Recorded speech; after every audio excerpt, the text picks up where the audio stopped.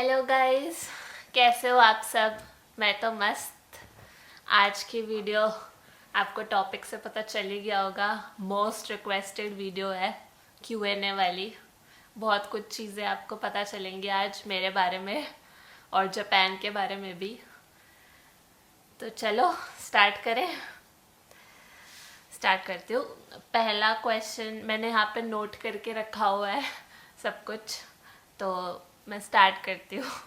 पहला क्वेश्चन हर्षित कुमार सिंह ने बोला, Q&A, दीदी मैं कॉमर्स स्टूडेंट हूँ बट कोडिंग अच्छे से आती है मुझे, क्या मुझे जापान में अच्छी सैलरी की जॉब मिलेगी?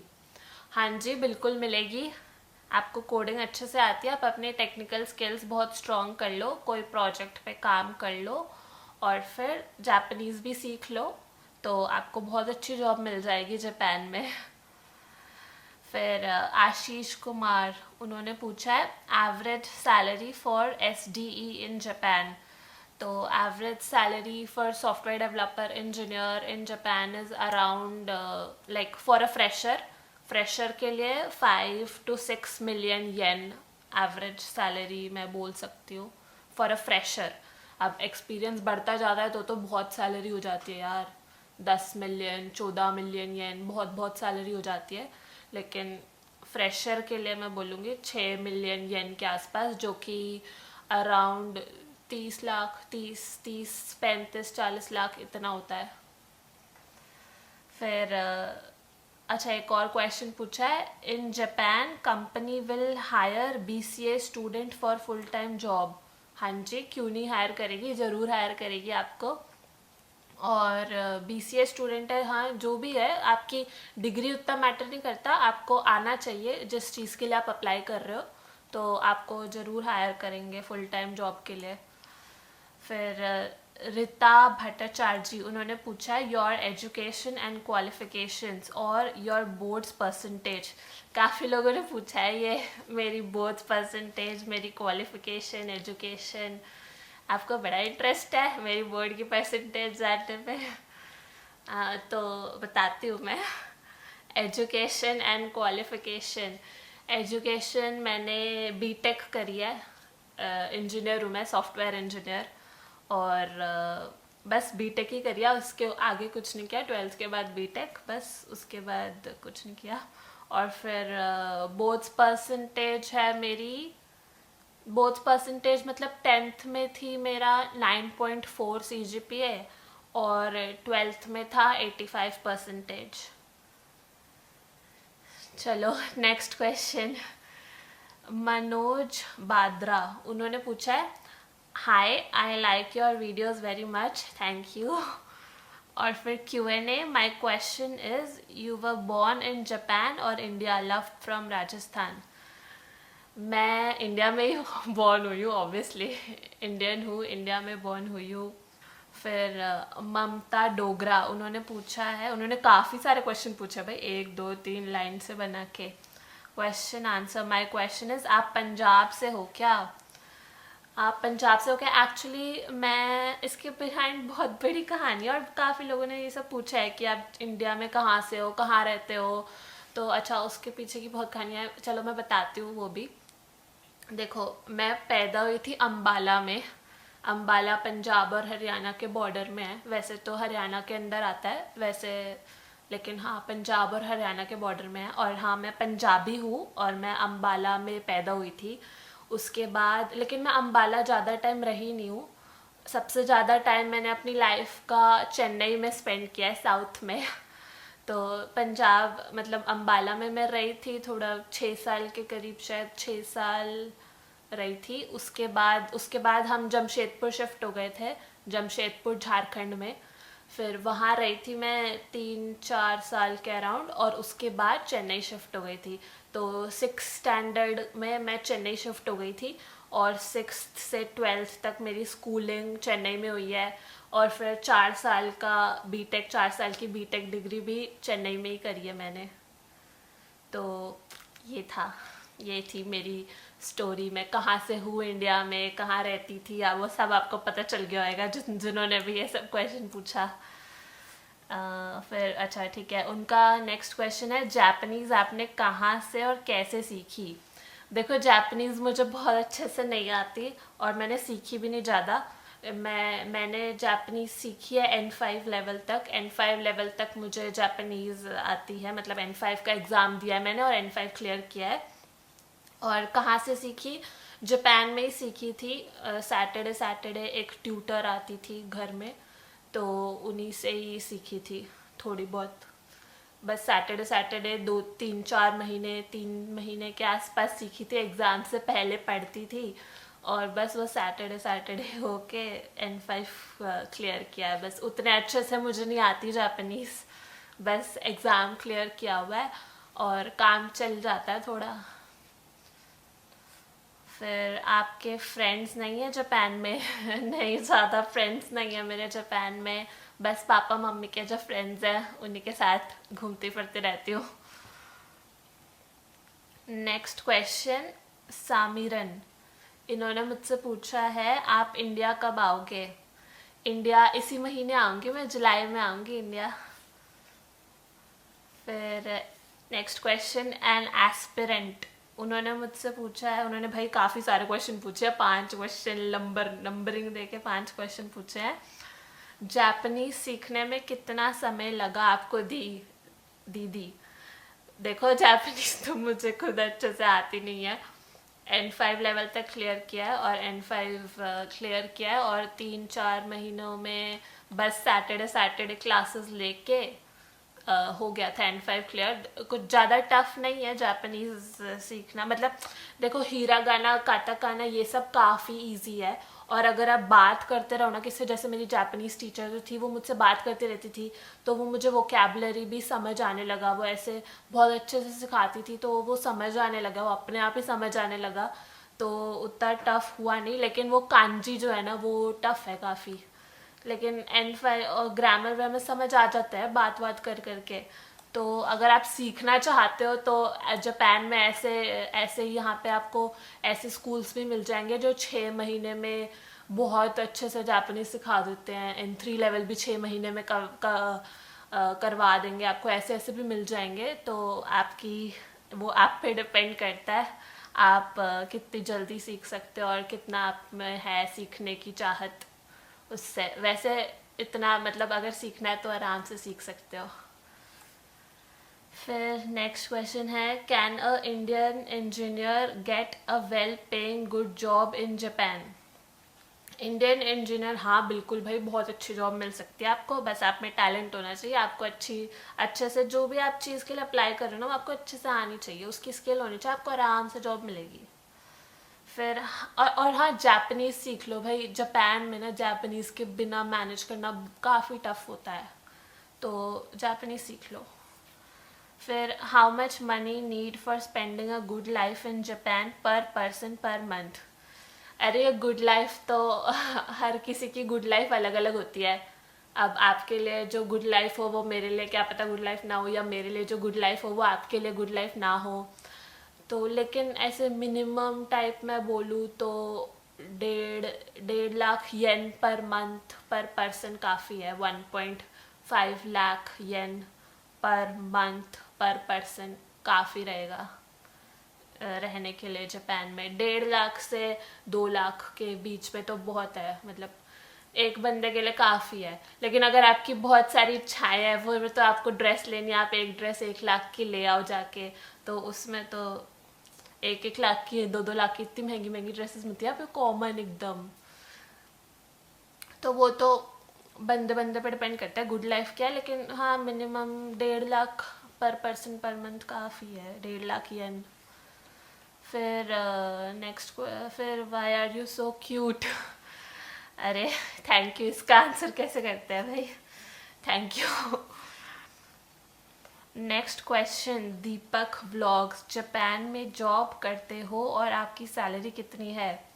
नहीं, मैं जापान में जॉब नहीं करती। सैलरी जापान की सैलरी है ही नहीं, तो क्या बताऊँ। फिर नेक्स्ट इन्होंने एक और चीज़ बोली है, जापान में आपकी पूरी फैमिली रहती है? हाँ पूरी फैमिली, पूरी महक पूरी मेरे पापा, मेरी मम्मी, सबका नाम पुरी से खत्म होता है, पूरी फैमिली रहती है जापान में। नेक्स्ट ऋषिकेश राजाले, उन्होंने पूछा है कॉन्ग्रेचुलेशंस। अच्छा, थैंक यू। फिर मेरा क्वेश्चन है कि आप जापान में कब आए? मैं जापान में 2020 जनवरी में आई थी। 2020 जनवरी में जब कोविड शुरू हुआ तब मैं जापान में थी। जापान तभी मैं आई थी। फिर आपको जापान रह के कितने ईयर्स हो गए हैं? जापान में 2020 में आई थी और हाँ अभी 2022 चल रहा है। लेकिन इसमें ना थोड़ा ट्विस्ट है, आगे के क्वेश्चन में बताऊंगी आपको, देखते रहो। फिर आपको जापान रह के कितने ईयर्स हो गए? फिर नेक्स्ट क्वेश्चन, जापान में आपको क्या क्या एक्सपीरियंस आया है? अरे जापान बहुत अच्छी कंट्री है, बहुत ही अच्छी कंट्री है सच्ची में। यहाँ के लोग ना बहुत ही रिस्पेक्टफुल है, बहुत ही ज़्यादा रिस्पेक्टफुल है। ऐसे मेरे साथ बहुत सारे इंसिडेंट्स हुए हैं जिसमें मुझे बहुत ही अच्छा लगा यार, यहाँ का कल्चर और सब कुछ। मतलब लोग यहाँ के बहुत हेल्पफुल है। मैं आपको एक इंसिडेंट बता सकती हूँ। जैसे पता है, जब मैं यहाँ पे आई थी ना, मैं जापान में आई थी 2020 जनवरी में। उसके ना मतलब जिस दिन मैं आई थी उसके नेक्स्ट डे मुझे ना बहुत दूर जाना था, मतलब 150 किलोमीटर दूर जाना था ट्रेन से। और फर्स्ट टाइम मैं जापान में आई थी और अकेले जाना था। तो वैसे तो मेरे पास मोबाइल था गूगल मैप्स वगैरह चलाने के लिए, लेकिन मतलब मैं अकेले थी। तो मैं गई सबसे पहले अपने, मतलब मुझे ना ऑफिस जाना था। मैं इंटर्नशिप के लिए आई थी जापान में 2020 में। तो मैं जा रही थी ऑफिस, तो वापस आते समय ना एक ट्रेन थी, वो आने वाली थी 6:30 बजे। लेकिन मतलब 6:29 पे एक ट्रेन आई उसी प्लेटफॉर्म पे, तो मुझे लगा वही ट्रेन होगी और मैं उसमें बैठ गई। फिर थोड़ी देर बाद मैंने देखा गूगल मैप्स पे, वो ट्रेन ना ऑपोजिट डायरेक्शन में जा रही थी, मुझे जहाँ जाना था उसके ऑपोजिट डायरेक्शन में जा रही थी। तो उसके बाद मतलब मैं उतरी वहाँ से, जो भी प्लेटफॉर्म, जो भी स्टेशन आया उसमें उतरी मैं। फिर वहाँ पे मुझे एक अंकल से थे, उनसे पूछा कि उनको अपनी टिकट दिखाई, उसमें लिखा था उत्सुनोमिया जहाँ मुझे जाना था। तो फिर उन्होंने देखा, तो फिर वो समझे और फिर उन्होंने मुझे बोला टोक्यो। फिर वहाँ से दूसरी ट्रेन ले ली। मतलब मुझे जापानीज़ बिल्कुल नहीं आती थी और यहाँ पे लोगों को इंग्लिश ज़्यादा आती नहीं है, वो जापानीज़ में ही वो मुझे बताया उन्होंने थोड़ा थोड़ा, और उससे मुझे समझ आ गया। तो और वो मेरे साथ, मतलब उनको भी शायद टोक्यो जाना था या पता नहीं कहाँ जाना था, लेकिन वो मेरे साथ, टोक्यो की ट्रेन आई, वो मेरे साथ बैठे अंदर टोक्यो की, मतलब अंदर ट्रेन में। और फिर वो टोक्यो में उतरे मेरे साथ, वो मुझे प्लेटफॉर्म तक छोड़ के आए जहाँ से उत्सुनोमिया की ट्रेन मिलती है। और फिर वहाँ और वो टोक्यो स्टेशन बहुत बड़ा है, फिर भी वो मुझे प्लेटफॉर्म तक छोड़ के आए। और उन्होंने वहाँ पे, मतलब एक बंदा था, मतलब और लोग थे ना जिनको वहीं जाना था, वही ट्रेन पकड़नी थी। तो उन्होंने एक बंदे से बात की, उसको इंग्लिश आती थी। उन्होंने उस बंदे को बोला कि ये एक फॉरेनर है, इसको उत्सुनोमिया जाना है, इसको उतना पता नहीं है, तो इसको प्लीज़ गाइड कर देना। और फिर वो बंदे को ऐसे, मतलब होता है ना कि भाई इसको बता के चलेगा, अब ये ध्यान रख लेगा, तब वो गए। मतलब इतने अच्छे लोग हैं यार, और वो इतना बड़ा स्टेशन, इतनी दूर प्लेटफॉर्म ढूंढ ढूंढ के वो मेरे लिए उन्होंने इतना सब कष्ट उठाया। मतलब यहाँ के लोग पता है बहुत हेल्पफुल है। ये तो एक इंसिडेंट है, ऐसे बहुत सारे इंसिडेंट्स हुए हैं मेरे साथ। चलो नेक्स्ट क्वेश्चन, आपको जापान में सबसे अच्छा लोकेशन कौन सा लगा? सॉरी ज़्यादा क्वेश्चंस के लिए, और आगे भी आपको ऑल द बेस्ट। ऐसे ही आपको यूट्यूब चैनल मिलियन हो जाए सब्सक्राइबर। चलो भाई, थैंक यू। और फिर अच्छा, क्वेश्चन क्या था, आपको जापान में सबसे अच्छा लोकेशन कौन सा लगा? जापान में मेरे को सबसे अच्छी लोकेशन होक्काइडो लगी। उसकी मैंने अभी तक वीडियो डाली नहीं है कोई भी, लेकिन मैं वो डालूंगी जल्दी। बहुत अच्छी जगह है, बहुत अच्छी जगह। वो नॉर्थ ऑफ जापान में कलेगी आइलैंड है, वहाँ की है। डालूंगी उसकी भी वीडियो जल्दी। Next question, how is it to live in Japan and enjoying the vibes shouldn't be my question because answers are all there in videos. Hanji, right. Beautiful and positive vibes. My question would be, how lovable is the culture there in comparison to what we see on television or movies, any drama we see? अरे देखो, अब हर anime का, हर movie का अलग होता है ना, सब एनिमे में, सब मूवीज़ में अलग अलग दिखाते हैं। तो आप कौन से, या तो आप मुझे बताओ कि आप कौन से एनिमे से कंपेयर करना चाहते हो। लेकिन जैसे देखो, काफ़ी एनिमेज़ में दिखाया है, बहुत सारी चीज़ें दिखाई हैं जो एक्चुअली जापान में होती हैं, और काफ़ी एनिमेज़ में ऐसी भी चीज़ें हैं जो नहीं होती हैं। तो जैसे कि कल्चर की बात करें, देखो यहाँ पे वो आपने देखा होगा ऐसे, मतलब वो जब आते हैं घर में तो वो बोलते हैं कि मैं घर आ गया, मतलब उसका भी एक जापानीज वर्ड होता है। जब वो घर आते हैं तो वो बोलते हैं, और फिर जैसे खाने से पहले इतादाकीमास ऐसे बोलते हैं, वो लोग रेस्पेक्ट देते हैं खाने को। और फिर ऐसे, मतलब जब वो खा रहे होते हैं तो ऐसे बाउल होता है तो उठा के खाते हैं। ये सब और बहुत सारी चीज़ें, जैसे बो करते रहते हैं वो ऐसे, वो उनकी रेस्पेक्ट है, वो बोलते रहते हैं और बहुत रिस्पेक्टफुल होते हैं। ये सब जो एनिमे में दिखाया, ये सब बहुत सच है, इट्स ट्रू। और हाँ जी बस यही। बहुत अच्छी कंट्री है यार जापान, आप देखो, आओ ज़रूर जापान। फिर Y you live in Japan, एक करुणा त्यागी, उन्होंने पूछा Y you live in Japan. ऐसे सारे इससे सिमिलर क्वेश्चंस बहुत सारे लोगों ने पूछे हैं, मैं सबके आंसर दे देती हूँ इसी में। So why you live in Japan, actually मैं जापान में रहती नहीं हूँ, मैं जापान में आती रहती हूँ, लेकिन मैं जापान में रहती नहीं हूँ। मैं इंडिया में रहती हूँ। मैं जॉब करती हूँ इंडिया में ही, सॉफ्टवेयर डेवलपर हूँ, इंडिया में ही जॉब करती हूँ, और जापान में आती रहती हूँ। मेरे पेरेंट्स रहते हैं यहाँ पे, तो इसलिए जापान में आती रहती हूँ। और 2020 में मैं पूरे साल जापान में थी, एक इंटर्नशिप के लिए आई थी, और उसके बाद मतलब वापस जॉब के लिए मैं इंडिया चली गई थी, और फिर अभी इंडिया में ही जॉब करती हूँ। और एक है सोनू नेगी, इन्होंने बहुत सारे क्वेश्चन पूछे हैं। What do you love the most about your family, if you could live anywhere in the world, where would you choose your nickname, favourite colour, favourite celebrity, favourite food, can you cook, who is your best friend. अरे इतने सारे questions, इसमें से मैं एक दो ही answer करूँगी, ठीक है, बहुत टाइम हो गया। इसमें एक क्वेश्चन में ये आता है, if you could live anywhere in the world, where would you choose. अरे मैं इंडिया ही चूज़ करूँगी मैं इंडिया में ही रहना चाहती हूँ, तभी मैं जॉब भी इंडिया में ही करती हूँ। फिर नेक्स्ट क्वेश्चन, फेवरेट फूड, मैंने आपको बताया था मुझे पनीर बहुत पसंद है, मैंने एक वीडियो में पहले ही बताया था कि आज मेरी मम्मी ने पनीर बनाया है, मेरा फेवरेट। फिर एक क्वेश्चन, आप स्टूडेंट हो या जॉब बिजनेस करती हो जापान में। मैं ना ही स्टूडेंट हूँ, ना मैं जॉब, ना मैं बिजनेस करती हूँ जापान में, मैं इंडिया में जॉब करती हूँ। नेक्स्ट क्वेश्चन, जापान में अर्थक्वेक कितना इम्पैक्ट करते हैं डे टू डे लाइफ को। अरे जापान में अर्थक्वेक ना बहुत कॉमन है, ऐसे कभी भी आके हिल जाता है भाई घर, ऐसे बहुत कॉमन है। पहले तो ऐसे लगता था अरे क्या हो गया, अरे क्या हो गया, अब एकदम आदत हो गई है, थोड़ा हिल डुल रहा है तो ठीक है भाई, नॉर्मल चीज़ है। थैंक गॉड अभी तक यहाँ पे जब से मैं रह रही हूँ तो तब से कोई इतना बड़ा अर्थक्वेक आया नहीं है, नहीं तो अगर कोई बड़ा अर्थक्वेक, बड़ी इंटेंसिटी का अर्थक्वेक आए तो काफ़ी नुकसान भी हो जाता है। तो वैसा कुछ अभी तक हुआ नहीं है, जब से मैं यहाँ पे रह रही हूँ यहाँ पे ऐसा कुछ हुआ नहीं है, थैंक गॉड। और फिर जापानी लड़कियाँ लड़कों की किस क्वालिटीज़ को ज़्यादा इम्पोर्टेंस देती हैं। अरे ये तो किसी जापानीज़ लड़की से ही पूछना पड़ेगा, ये मुझे नहीं पता।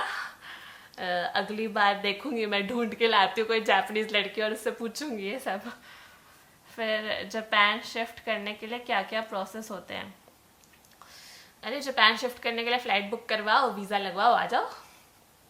और बाकी अगर आप कंपनी, आपकी जॉब वॉब हो रही है तो कंपनी सब प्रोसेस बताएगी यार आपको, सीओई वगैरह कंपनी देगी, उससे वीज़ा वूज़ा लग जाएगा, वर्क वीज़ा सब हो जाएगा। नहीं तो अगर घूमने फिरने आना है तो ट्रैवल वीज़ा ले लो, टूरिस्ट वीज़ा, मस्त घूमने आओ। नेक्स्ट, फिर अभिषेक यादव ने पूछा है आपको यूट्यूब ब्लॉगिंग का इंस्पिरेशन कहाँ से मिला और आपकी हॉबीज़ क्या क्या हैं। अरे यूट्यूब ब्लॉगिंग का ना, देखो मुझे ना यूट्यूब का कुछ ऐसे शौक वौक था नहीं बिल्कुल भी, ना मैं कोई यूट्यूब देखती थी, ना मैं कुछ करती थी यूट्यूब पे। लेकिन ना मेरा एक क्लासमेट था कॉलेज में, ओमकार जगदाले उसका नाम, वो ना मुझे मतलब जब मैं आई थी ना जापान, तो मैं इंस्टाग्राम पे काफ़ी स्टोरीज डालती रहती थी और ऐसे पोस्ट भी डालती थी ना, तो मुझे मेरी हर पोस्ट पे ऐसे लिखता था कि ब्रो व्लॉग ब्रो, मैं पीछे पड़ गया था भाई, यूट्यूब वीडियो बना, उसकी वजह से ही शुरू किया। बस यही था। और उसके बाद ऐसे अब आप लोग इतना कुछ बोलते हो, आपको हेल्पफुल लगता है, आपको अच्छा लगता है मेरी वीडियोस देखने का, तो आप कमेंट करते हो, तो उससे भी बहुत अच्छा लगता है, इसलिए ऐसे मैं बनाती रह रही हूँ, क्योंकि आप लोग सपोर्ट कर रहे हो, इसलिए थैंक यू। फिर अंजलि कश्यप और काफ़ी सारे लोगों ने लिखा है, please tell about your journey from India to Japan. Actually मेरी जर्नी इंडिया टू जापान, सबसे सबसे बड़ी चीज़ एक आपको बताऊँ, मेरा ना बिल्कुल मन नहीं था जापान आने का। मेरे पापा मेरी मम्मी मुझे पीछे पढ़ पढ़ के जापान लेके आए हैं। 2020 मैं ना 2020 पास आउट हूँ, मतलब 2020 में मेरा कॉलेज ख़त्म हुआ था, बीटेक ख़त्म हुई थी 2020 में, और ना मतलब मेरा चल ही रहा था, तब मेरे पापा को शिफ्ट होना था जापान जॉब के लिए, तो शिफ्ट। और कई लोगों ने ये भी पूछा आपके पापा की प्रोफेशन क्या है भाई, आपके पापा की प्रोफेशन क्या है, तो वो भी मैं बता ही देती हूँ इधर ही। मेरे पापा ऐसे ऑटोमोबाइल कंपनी में जॉब करते हैं, ठीक है। हाँ, और वापस से वो स्टार्ट करती हूँ। हाँ, तो मेरे पापा का ट्रांसफ़र होना था जापान में, और मेरा फाइनल ईयर था 2020 में, तो पापा मेरे पीछे पड़े थे कि तू जापान चल, यहाँ पे क्या करेगी। और वैसे भी ना 2020 देखो फाइनल ईयर था, तो ज़्यादा कुछ काम रहता नहीं है फाइनल ईयर में, बस इंटर्नशिप, बस प्रोजेक्ट बनाना रहता है, तो ज़्यादा कुछ काम था भी नहीं, या इंटर्नशिप कर लो या। और फिर मेरी कॉलेज प्लेसमेंट हो गई थी, तो मेरी कॉलेज प्लेसमेंट हो गई थी, वही लोग इंटर्नशिप करवा रहे थे, तो मेरा फिक्स था भाई मुझे तो यहीं रहना है, मुझे इन्हीं की इंटर्नशिप करनी है, और इन्हीं की इंटर्नशिप करके मुझे जॉब करनी है वहीं पे ही। लेकिन फिर मेरे पापा मेरे पीछे पड़े में इतना बोलते कि साथ ही जाएंगे, सब साथ ही रहेंगे, तो फिर उसके बाद ऐसे ऐसे फिर मैं मान गई। फिर फिर जापान में इंटर्नशिप ढूंढी मैंने, फिर जापान में मैंने अपनी फाइनल ईयर की एक इंटर्नशिप करी, तो उसके बाद लेकिन मेरा वो भी सेट था कि 3 महीने मैं इंटर्नशिप करूँगी जापान में, उसके बाद मैं वापस से वो कैंपस प्लेसमेंट जहाँ पे मेरी हुई वहाँ पे वापस जाऊँगी, और वहीं पे मैं जॉब करूँगी। मेरा सेट था एकदम, दिमाग में लेके आई थी कि भाई 3 महीने रहना है मुझे बस यहाँ पे, उसके बाद मुझे यहाँ नहीं रहना, मुझे जाना है वापस इंडिया है। तो फिर मैंने चेन्नई में रही हूँ 10 साल, तो मुझे चेन्नई से बहुत अटैचमेंट है, और मुझे चेन्नई बहुत अच्छा लगता है, तो मेरा मन नहीं था बिल्कुल भी चेन्नई छोड़ने का। तो लेकिन फिर पापा पीछे पड़े, तो मैं आ गई जापान, और फिर इंटर्नशिप की वजह से ऐसे मेरा कल्चरल एक्टिविटी वीज़ा लगा था, तो उसकी वो लगवा के यहाँ पे मुझे 1 ईयर का मिला था वीज़ा, तो फिर मैं जापान आ गई थी उसकी वजह से। लेकिन और फिर कोविड आ गया, फिर मेरा सारा पता है, मेरे ऑनलाइन एग्ज़ाम्स भी होते हैं ना, ऐसे वाइवा वगैरह होता है प्रोजेक्ट का फाइनल ईयर में, तो वो सब भी ऑनलाइन हो गया कोविड की वजह से। तो और फिर मैं पूरे साल 2020 पूरे साल जापान में ही रह गई। मेरी मेरी जो ऑन बोर्डिंग थी ना, मतलब वो इंडिया वाली कंपनी में जहाँ पे मेरी जॉब लगी थी, वो भी जापान से ही हो गई। लेकिन फिर बाद में उन्होंने बोल दिया कि अगर आपको जॉब करनी है, आप इंडिया में जॉब कर रहे हो, तो आपको इंडिया आना ही पड़ेगा, इसलिए मुझे इंडिया वापस जाना पड़ा। और जब मैं इंडिया गई थी ना, तब मेरा जापान छोड़ने का बिल्कुल मन नहीं था, पता है। बहुत ही अच्छी जगह है जापान, आप एक बार आ जाओ ना तो आपको जाने का मन नहीं करेगा। ऊपर से मेरी तो यार फैमिली रहती है यहाँ पे, मेरे पापा मेरी मम्मी यहाँ पे रहते हैं, तो कहाँ से ही मन करेगा मेरा छोड़ने का। लेकिन ठीक है, मैंने मैंने मन बनाया हुआ था कि मुझे जॉब तो इंडिया में ही करनी है, तो इसलिए मैं इंडिया में ही रहती हूँ। लेकिन मैं यहाँ पे आती रहती हूँ, मेरे पापा मम्मी यहाँ रहते हैं, तो मैं आती रहती हूँ यहाँ पे। फिर और फिर बहुत लोगों ने यही सब क्वेश्चन पूछे हैं। फिर what is your degree of which job, अरे मैंने बताया ना बीटेक। किसी एस्टोनिया ने पूछे हैं, एस्टोनिया ने पूछा है what is your degree of and which what is your job. Degree BTech software engineering, और जॉब सॉफ्टवेयर डेवलपर की जॉब करती हूँ मैं इंडिया में। और यू आर वेजिटेरियन और नॉट, वैसे तो मैं वेजिटेरियन हूँ, मुझे नॉन वेजिटेरियन बिल्कुल पसंद नहीं है, लेकिन जैसे मैं शॉप पे जाती हूँ तो मैं ऐसे इंग्रेडिएंट्स नहीं पढ़ती भाई कि इसमें फ़िश ऑयल है, इसमें ये ऑयल है, तो ये नहीं खाना वो नहीं खाना। जैसे चिप्स, यहाँ पे जापान में तो आप चिप्स भी कहीं देखोगे उसमें फ़िश ऑयल होगा, कुछ होगा, तो उतना सब नहीं देखती मैं। और जैसे एग वेग हो किसी चीज़ में तो वो सब तो मैं खा लेती हूँ, लेकिन हाँ मुझे वेजिटेरियन बहुत पसंद है, लेकिन मेरी फैमिली नॉन वेजिटेरियन ही है। हाँ, फिर व्हाट इज़ योर एज? अरे इतना सब बता दिया आपको, 2020 बीटेक पास आउट हो, इससे एज तो गेस कर ही सकते हो। किसी ने पूछा tech hearts, my question is how much money you generate from YouTube. अरे अभी तो स्टार्ट हुआ है, अभी कहाँ जनरेट मनी फ्रॉम यूट्यूब अभी। अरे कुछ भी नहीं है अभी तो, बाद में पूछना, अगले Q&As में ये वाले क्वेश्चंस पूछना भाई। किसी तन्मय ने पूछा है want to know in which field your dad works. अच्छा ये तो मैंने बता ही दिया। और फिर if you want to settle in another prefecture then what would that B.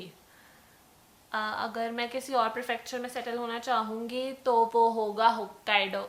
मैंने बताया ना, बहुत मस्त जगह है, बहुत ठंड होती है वहाँ पे, पूरी ऐसे रोड्स, पता है दिसंबर में जाओगे ना वहाँ पे, दिसंबर जनवरी फरवरी, पूरी रोड्स पे बस स्नो ही स्नो दिखेगी आपको, मस्त। बनाऊंगी मैं उसका भी व्लॉग जल्द ही। किसी हर्षल लोखंडे उन्होंने पूछा आपकी फैमिली क्या काम करती है। मेरे पापा ऑटोमोबाइल इंजीनियर हैं, ऑटोमोबाइल कंपनी में जॉब करते हैं। और मेरी मम्मी भी करती है कुछ, वो मैं आपको नेक्स्ट व्लॉग में या उससे नेक्स्ट व्लॉग में बताऊंगी जल्द ही। किसी विटामिन प्रोटीन उन्होंने पूछा है वेयर इज योर डैड, मुझे रिश्ते की बात करनी है। अरे मेरे डैड शादीशुदा है यार, बख्श दो। बस बस इतना ही था, हो गए सारे क्वेश्चंस। आई होप मैंने आप सबके आंसर कर दिए होंगे। चलो बाय बाय। अगर आपको ये वीडियो से कुछ अच्छा लगा हो तो प्लीज़ लाइक सब्सक्राइब और शेयर करना मत भूलना। बाय।